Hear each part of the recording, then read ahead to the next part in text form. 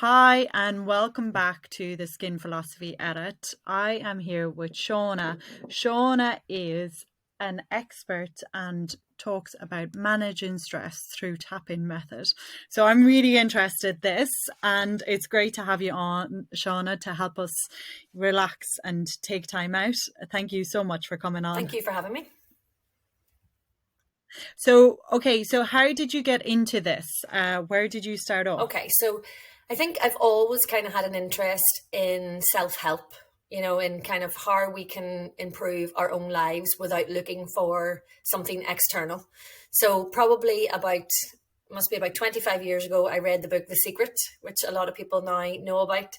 And it kind of opened my eyes to a whole new world of ways of thinking and how, positive thinking can help get us through difficult situations. And then almost 17 years ago, I had my first child. So my husband and I had like a really good quality of life. I was 29, he was 30. We both had good jobs and we thought, okay, now time to have a baby and everything will just be wonderful and smell like talcum powder. And then she came along and she basically tore our lives apart in the nicest possible way. We were used to a certain standard of life. We were used to being able to do what we wanted when we wanted. And then she came in and she was a very difficult baby. She didn't settle at all. Everybody had their advice about, when you stop breastfeeding her, she'll settle. When she starts eating solid foods, she'll settle. When she starts running around, she'll settle. She got to almost 2 years old and hadn't once slept through the night. And I thought, right, there's something wrong here. So I went to the doctor in complete despair, went to my GP, told him what was happening, and he wrote me a prescription and said, give this to your daughter and this will help. And I didn't go collect it. I went home first and had a look at what it was. And it turned out it was a prescription for an antihistamine medication. And so I called the doctor and said, there's some confusion here. She doesn't have an allergy. Why have I got an antihistamine medication? And he said, because the side effect of antihistamine is that it makes you drowsy. So if you give this to your baby, it will help her sleep. And I thought there's something really wrong there. And I said to my husband, I don't care about the sleeping thing. I'm not giving my child medication that she doesn't need because of the side effect of it. So I started to look into different ways of doing things, different ways of healing, energy healing, of which EFT is one type. And I found someone who was able to test my daughter's energy and tell me that during the birth, her stress hormones had gone up really, really high, which obviously happens a lot in birth for mother and baby. The problem with hers was it didn't come back down. So she was constantly on this state of high alert. And she described it as like a dimmer switch. She was turned up really, really high. And she was able to, through energy work, and part of that was tapping, she was able to turn down that stress hormone and completely settled her. It was and quickly within a few sessions. Amazing. So I thought, there's really, and it really worked. It really worked, and I saw it in my own life. So I started to use it just from what I'd learned through her, with our daughter at the time, with ourselves when we got stressed out, and realized how much it worked. And then about 8 years ago, I went and trained as a practitioner, so that I could then do it with clients. For the past few years, I've been doing it really with family. I have 2 other children now, so 3 in total. I've used it with them. And then I also work in the corporate world. So in business, I have helped people deal with stress through kind of talking therapies, yes, kind of coaching, developing things like that, but also incorporating EFT to basically bring down the stress hormone in the body so that our body goes into a more relaxed state. So that's basically how I find it. Amazing. Because, so from what I understand, I understand about with the stress hormone and that, because I'm a person on the go. My stress hormone doesn't come out at all. It just stays up there. And that's just because that's the way my body's used to. And it's just used to that, and now it doesn't know how to. So I've often heard this, that even if you go on holiday, you can't fully come out of that because your body just sees that way of being, of like more like on as just its natural way of being. So I've heard about, like, say, doing meditation for 30 minutes a day to help like bring your body out of that state. So it's this EFT then helps you bring your body out of that within state. minutes. I mean, and I'm not claiming anything that hasn't been clinically proven. So it's a clinically proven technique. It can be seen as a little bit woo-woo for people that, aren't open to this type of thing. But the amazing thing about it is you don't actually have to believe in it for it to work. So I have Yeah. worked with people who have come on really skeptical and gone, what is this nonsense you're talking about?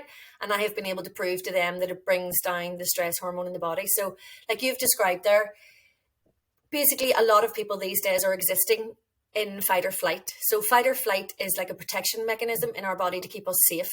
So in times of danger, our body goes into fight or flight to get us out of that immediate danger. So it goes back to kind of the example of the caveman. When he's getting chased by a tiger, he has to go into fight or flight. His arms and legs have to work really, really fast to get him out of that situation. He doesn't need to exist at all times within fight or flight. He needs to be in it for a few minutes, get himself out of the danger. Then the theory is the stress hormone comes back down to normal and your body goes into a state of relax again. Because while we're in fight or flight, if you think Yeah. of it as the caveman running away, your digestive system doesn't need to be working properly. Your immune system doesn't need to be working properly. Your creative brain doesn't need to be thinking. You don't need to hold a conversation. So the problem with a lot of people in the modern world is we're existing in fight or flight. We're constantly in this state of high alert. And eventually it takes its toll on your body. And that's what causes a lot of the diseases and things that have, really reared their heads in the last few years. Things like inflammation, rheumatoid arthritis, all sorts of things have been linked back to stress more and more so. So if we can use this technique to basically bring down that cortisol level and bring us out of that fight or flight, then all of the other systems in the body can work much better. Our immune system can work much better. Our digestive system can work much better. If you think, I'm sure you know somebody, or maybe it describes you, people that when they're in a state of either excitement or fear, nerves, it goes straight Yeah. to their stomach. They go, oh my God, I feel like I need to run to the bathroom. Your stomach feels like a washing machine. That's basically you've gone into fight or flight and your digestive system's all kind of going crazy, because when you're in that small time of fight or flight, it's what it's kind of made for. Those systems don't need to be working correctly, but we shouldn't constantly be in fight or flight, because then the other major organs and major kind of internal systems aren't working correctly. So it's a really quick and proven Yeah. way to bring down the cortisol level, which is the stress hormone in the body. Yeah, because even if I'm extremely stressed, I actually feel nauseous. Like I actually feel like because my digestive system is like, no, like I actually feel like I'm going to get Yep. sick. So it is part of it. So how does it do it? Like what So happens? basically, the EFT stands for Emotional Freedom Technique. So what it's doing is it's disconnecting the emotional reaction to things. So that's where the emotional freedom comes in. And the other word for it is tapping. So it's the same thing. The two words are completely interchangeable. Tapping to me makes more sense, Okay. because what we literally do is we use our fingertips and we tap on certain parts of the body. So one of those is the top of the head. So we tap on certain parts of the body while we're thinking about the thing that's stressing us, or while we're talking about the thing that's stressing us. So if you work with a practitioner, which is what I Okay. am, so I do one-to-one sessions with people and they'll come to me. And this is probably linked to a lot of what your listeners are kind of dealing with, is people maybe who are about to set up a business, or they've got an already existing business, but the thought maybe of launching themselves completely into it or putting themselves out there on social media brings up that feeling of, oh my God, I don't think I could do that. Where you say you actually feel a bit sick, your heart starts to beat a bit faster, you've gone into Yeah. fight or flight. So what I will do then is I will work with that person on those fears, and we will actually talk around them as we're tapping on parts of the body. So it's kind of Okay. breaking that emotional connection, so that the body doesn't have that physical reaction every time it thinks about it. So I'll give you an example. I had someone who came to me who really wanted to go for a job, the next level up within their business. And they were told that if they did, they would have to do quite a lot of public speaking, presentations, things like that. And she came to me and said, I literally cannot do it. The thought of it makes me feel really nauseous. Even just talking about it makes my heart beat really, really fast. So we started tapping around the feelings to do with it. And as we were tapping, she then remembered that when she was like 6 or 7 years old in primary school, she was asked to read out a book in front of her class. And when she stood up to do it, she faltered over a word and everybody started to laugh. So she had then made that emotional connection in her mind. Every time I stand up in front of a room full of people, I'm going to make a fool of myself. So by breaking Yeah. that, we were able to then tap around that memory, tap on different parts of her body while she was talking about that memory.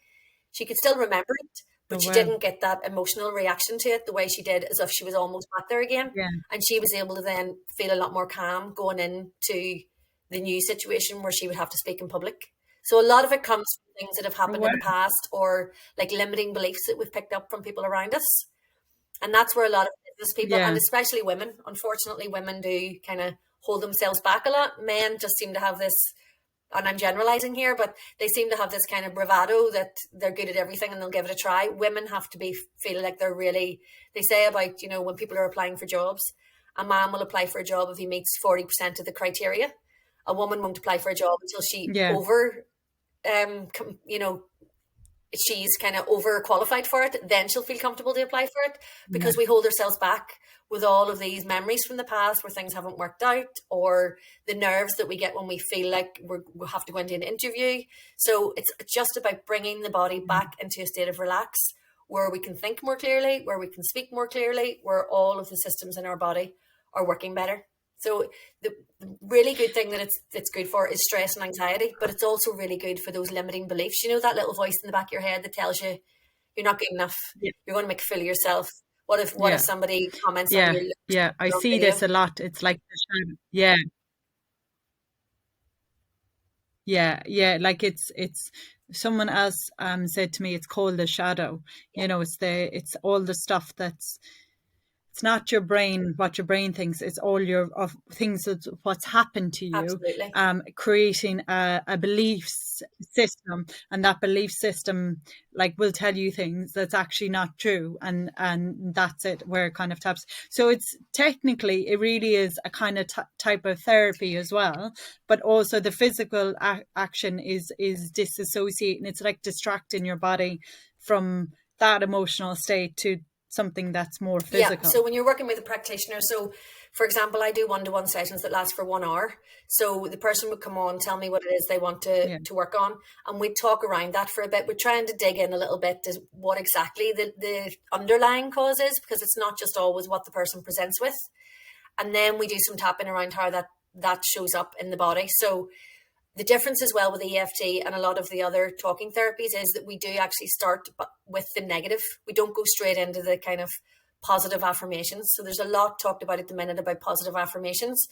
But if you've got a really strong limiting belief in the back of your head telling you that you're not good enough, it doesn't matter how many times you stand in front of the mirror and tell yourself you're wonderful. That wee voice inside in the back of your head is still going to be saying, no, you're not. So we actually deal with the negative stuff first with EFT. And for some people, they go, oh, but what about, we're all supposed to be doing positive thinking. That's great, but we need to make the space for the positives by rooting out the negative. Yeah. So we would start with actually tapping on, every time I think about stepping up and talking in front of people, it makes me feel sick. I feel really, really sick in my stomach. I feel nauseous. I feel like I'm going to vomit. And we actually tap on the negative stuff first. Then we bring it more into the neutral, where we go, okay, but really what's the worst that could happen? There've been other occasions when I've spoken and I haven't made a fool of myself. So maybe I could be open to doing this. And we continue it along the session until we get to the end. Then we start to tap in I feel confident in myself. I know that I know that I can do this. I know that I know what I'm talking about. And you then start to tap in the positive, but you have to deal with the negative stuff first to get that out of the way, to leave the space for the positive. Yeah, exactly. Because the thing is the stuff that's the negative isn't just a thought. It's built into you. It's built in from experience. So you can't just go, okay, I'm going to replace that thought with, because what we have a lot of is we've students that are they're very much more anxious. The ones that are signing on with us now in the last couple of years, a lot more anxious, a lot more, it's much more stressful for them to start a new career, start studying again, all of, attending the classroom. It's all very daunting for them. And when I was in Belfast last week, I was talking to some of the students about controlling that shadow and just trying to just focus on what you're doing and not listening to it. But it's so hard to do. Yeah. You can't, it's because it overwhelms you, that feeling of whatever you're feeling, that you can't do this, or it's too much, or whatever. So if you're doing that, so someone would come into you then for once a week or a couple of times. So I usually ask people if they can to sign up for 3 sessions, because as you mentioned there, these things we didn't just pick up a limiting belief last week. A lot of these things come from childhood. It's maybe being told that you're not good enough, or maybe even just picking something up that you're not good enough, that no one ever, and a lot of these things can come from our parents and our caregivers, but we're not making any judgment. Basically, people were doing the best that they could do when we were growing up with the knowledge that they had. But a Yeah. flippant comment here or there about, oh, you'll never be good at that, or, you know, you have to work really, really hard for your money, or, you know, limiting beliefs around money can get really ingrained in people as well. And then they actually limit the amount of money that they can earn. So these things have taken years to come into that subconscious mind. So I always say, kind of allow yourself a minimum of 3 sessions. And what we do is we start where we are. Basically, you come to me, tell me what the issue is, and we start tapping around it.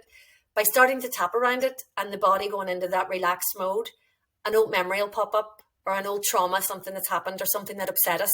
And then we'll tap around that. So you kind of go off, you know, you think you come to me to tap for one thing, and you may find you're tapping on something completely different. So if someone comes to me and says, you know, I have real limiting beliefs around money. I grew up, my parents both worked really, really hard, but didn't bring much money in. And basically, I'm creating the same thing in my life.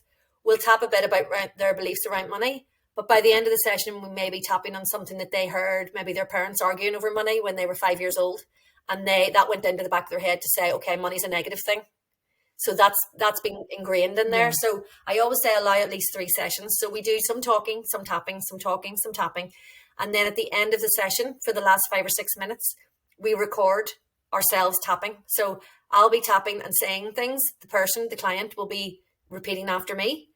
And I will then record that and then send them that recording. And every day in between sessions, they listen to that recording so that they're kind of peeling away the layers as well. Because, you know, it's like an onion. You peel away one layer and another layer shows itself. If they can be using the days in between sessions to be gently peeling away those layers, then when we get together again, we're starting from a new layer rather than starting kind of the previous week.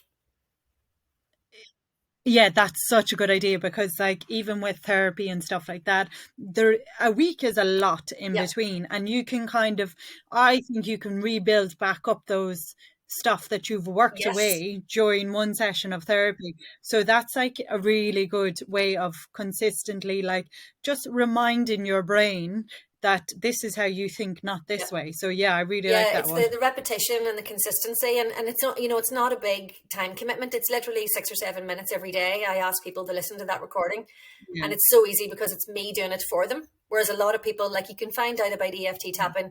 There's videos on YouTube and things like that, but this is actually tailored to your specific issue that you've come to me with. So the words are your words that I have written down as we've been going through.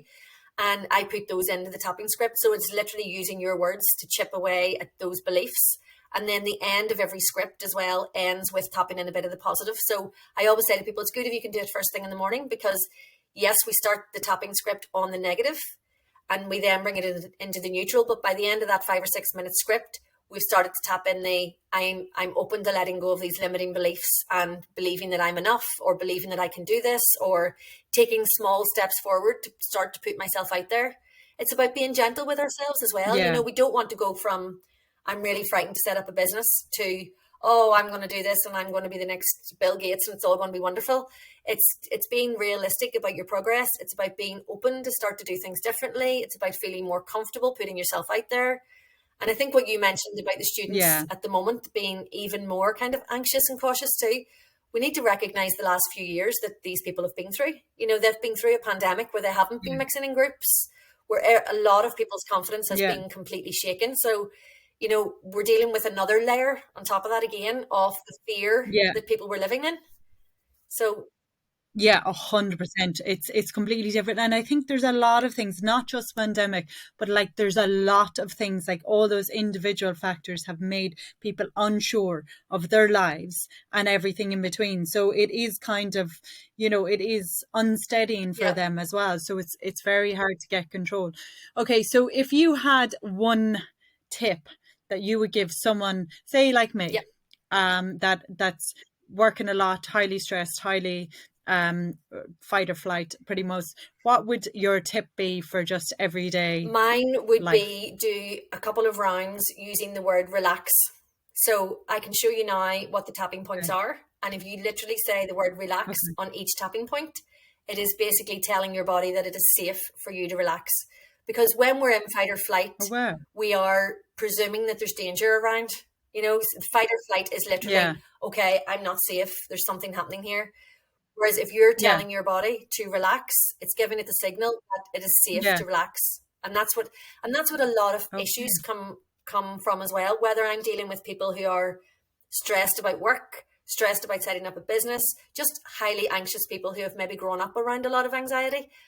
Basically, it comes down to that human need of feeling safe. And if we can all tell our Yeah. bodies, right now in this moment, you're completely safe. And this works even for sleep as well. And I would do it with Yeah. the kids if they're really unsettled going to bed. To say it is safe for me to completely relax now. It's just giving your body that signal to basically Okay. do a big exhale and just let go of a lot of the Yeah. stress. So I can take you through the points now if you like Yeah. while we're on. Oh, Okay. I'll amazing. take you through without saying anything just to show you what the points are. And then all we have to do is bring in the word Okay. relax. So we always start with our hands Yeah. on our heart and we take a couple of deep breaths. Okay. Slow, deep breaths. And this is the other thing that we've all got wrong. We're all running around breathing from our chest. You know, we breathe in, the chest goes Yeah. up.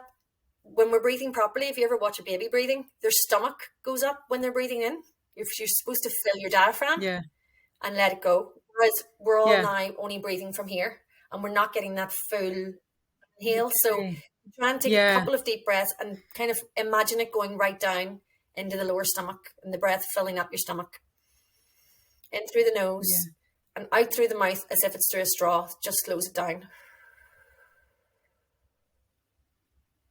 And in through the nose. It's so difficult not to breathe Isn't from your it? I chest. know. We've all just become like conditioned, which isn't good for us at all. Even Yeah. if we can just get the breathing right, it would be good. So then the first point is we use 2 or 3 fingers on your dominant hand. So I use my right hand because I'm right-handed. And we just tap around the crown. So kind of that bit where your hair goes a bit funny, where it all joins. And that's the first Yeah. point. So it's usually about 6 or 7 times, Okay. but once you get used to it, you don't count, if you know what I mean. You just do it for Okay. a few seconds. Then it's the inside of the eyebrow. No way. Yeah. Okay. Then the outside of the eyebrow. So just kind of where the leg of my glasses is there, the arm of my glasses. Then Yeah. under the eye, so on the bone, like the cheekbone there, yeah. Under the nose. Yeah. Under the chin, where it's that little crease. Then the collarbone. So if you feel where your collarbone goes along, it's just kind of the soft point underneath collarbone. Okay. Then under the arm, which for a woman would usually be kind of round about where your bra strap is.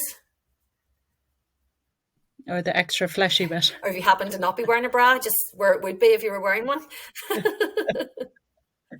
Okay, and then we do the tips of the fingers. So you start with the thumb, the side that's kind of looking up at your face, if you know what I mean. So the side of the nail that's Okay. pointing up, yeah, that's it, pointing Okay. up Yeah. towards your Yeah. face. And then each finger, same part. That's just going through. And then this karate chop point, as we call it, that's the final one. Now, a lot of YouTube videos you watch don't do the hand. It just depends on which practitioner you work with. I do the hand for a couple of reasons. First one is it works. The points there do actually work to bring down the cortisol level. But the other one is it's a really good one to do if you're not in a position where you can start to do this. So if you're sitting in a meeting, Yeah. if you're sitting in a meeting and your boss is really irritating you, you can have your hands in your lap or under your desk and you can be doing this. You know, if you're sitting in But an that's a exam, good idea. if you're in an Yeah. exam hall, you can easily Yeah. be doing that, whereas you're not going to start doing this. And actually, if you watch a lot of the American sports now, like the big American footballers, the ones who are waiting at the side for their turn to come on, you will actually see them sitting at the side doing this. Yeah. Really? So, the US is always, 10 years ahead of us with these trends. So it's really starting to Yeah. become something that's normal.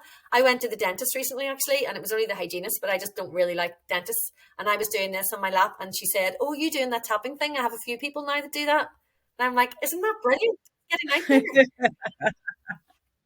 So, Yeah, it is. I know that because I'd only heard it once before, and like it was just basically very, very not much into it. But it's really interesting to me. Like I really believe in the whole of energy, you know, and your body, and it all leads to inflammation, and you know everything of diseases dying early. All of that kind of stuff has all got to do with how you look after yourself, and stress has a huge impact on it, and that fight or yeah. flight cortisol. And definitely. unfortunately, stress Yeah. has become like a buzzword now, you know, "Oh, I'm so stressed."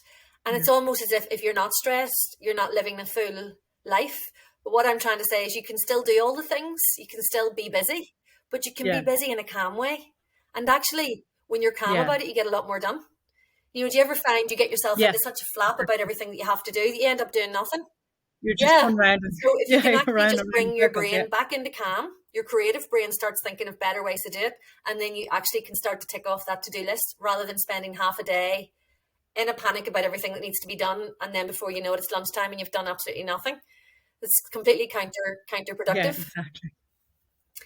So what I Yeah, would say is the exactly. points that Exactly. we've Oh done, no. if you can do those, literally Yeah. tap on those and just say the word relax.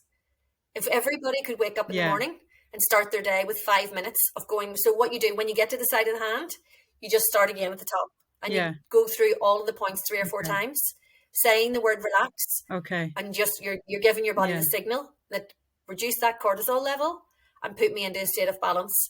And I always say, if everybody in the world did a couple of rounds of relax every morning, it would be a much better world we're living in. There would be, the kids would be going out to school a lot calmer. Everybody would go on into work a lot Yeah. happier. There wouldn't be people beeping at each other in traffic. Everybody would just be coming at their day from a state of calm rather than this state of quick, jump out of bed. Yeah. Everything's going to go wrong. And so it does. If you can just say the word relax, Yeah. it's just say to your body, it's safe. No matter what chaos is going on around me, I can be safe in my own body. And that's what you're telling yourself, really. Yeah. That's brilliant. Thank you so much for that. That's so informative. I love it because it really is being literal, because that's the hardest thing about, you can't change timetables, you can't change your workload. It's very hard to meditate when you're always on the go. So this is like an amazing way to kind of look after your body without having to learn how That's to it. meditate. And that's what I love about it. And as you can tell, I'm really passionate about it. But what I love about it is it's so easily learned. You don't need any huge investment into like equipment or anything like that. You don't need to go and do a course. You just need to learn the points. And what I would say is there's a lot of information on YouTube. There's a lot of videos that you can follow, which is great. So it's like there's like a 2 level here. You can learn it yourself and you can use it for yourself. But I always say then the other option is you can work with a practitioner. And so it's a bit like you can go to the gym and you can get relatively fit just working on your own. But if there's something that you really feel like you're stuck with or you would really like to work on, then you reach out to a practitioner at that stage. That's the difference. It's kind of like working with a personal trainer or doing a bit of training on your own. A bit of training on your own is great. You're going to keep fit. But if you were preparing for a competition or you was a body part you really wanted to work on, you would reach out to a personal trainer. And that's the same with a practitioner. A practitioner can just kind of scratch beneath the surface a little bit more and say, okay, let's dig into this. Maybe somewhere where you wouldn't go yourself because it feels a bit unsafe or scary. A practitioner can take you by the hand and take you through that. So that's the difference. And that's the people that I work with then on a one-to-one basis. But I also do group sessions where I would get like 10 or 15 people together on a Zoom call and we talk about what it is and we actually go through a few rounds of tapping so that by the end of those couple of hours, they feel a lot more comfortable with the points and they know exactly how it works. So that's the other thing that I do. Yeah. Yeah, I agree with you about the doing it with a person, with a practitioner, because I know that a lot of there's just running on nothing, and then there's also having issues because there's something deeper, and sometimes it just requires and we're not saying that enough, that people talk about their issues and open up to someone is not being pushed enough. And for me, I think it's very, very important that people talk about the mental, just talk to someone that's not associated with your life once a week is so key to your health. Absolutely, yeah. And it's not a weakness, it's a sign of strength actually to say, you know what, I could do with a bit of help with this issue. Yeah, exactly. Well, thank you so much for that. That was so interesting and it was great to have you on. Thank you for coming, Okay, Shauna, thank you for reaching out. educating us. I'm sure we're going to put this up on the YouTube so that people can see the actions